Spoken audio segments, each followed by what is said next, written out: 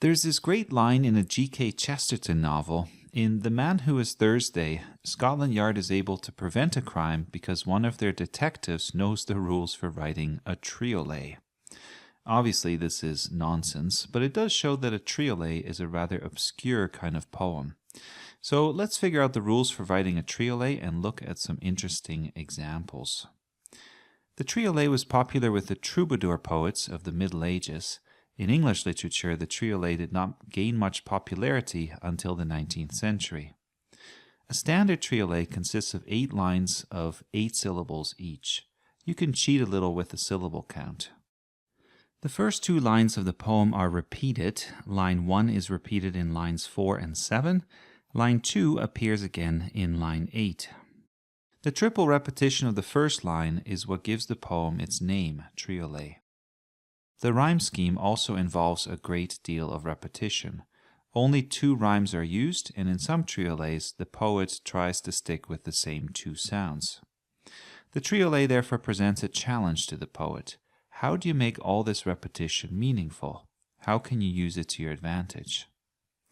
Many triolets focus on the passage of time. One of the most famous is by Thomas Hardy, who wrote several triolets.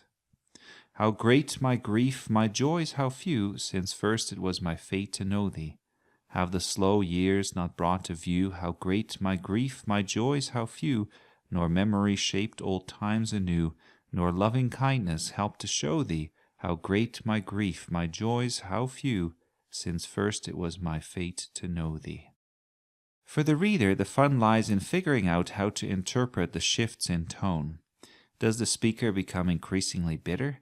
Or is there a growing feeling of acceptance? A more unusual triolet is Francis Cornford's triolet To a Fat Lady Seen from the Train, published in 1910. Oh, why do you walk through the fields in gloves, missing so much and so much?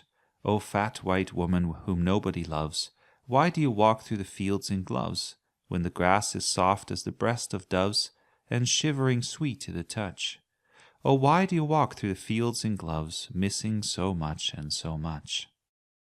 Notice that Cornford uses poetic license. The first line has 10 syllables and the second 7.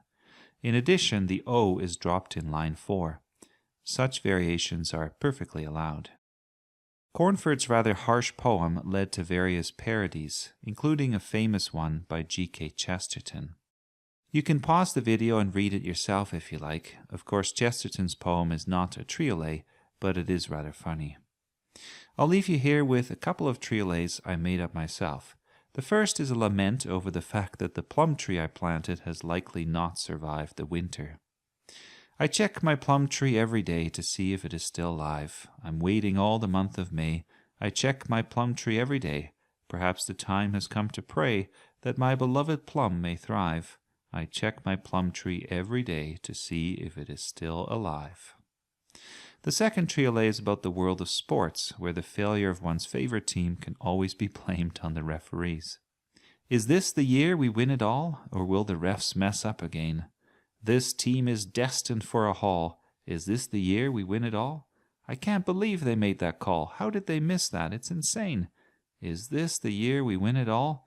Not if the refs mess up again. A triolet might seem easy to write, but to come up with something even remotely witty or graceful is surprisingly difficult. Still, it's definitely worth the effort.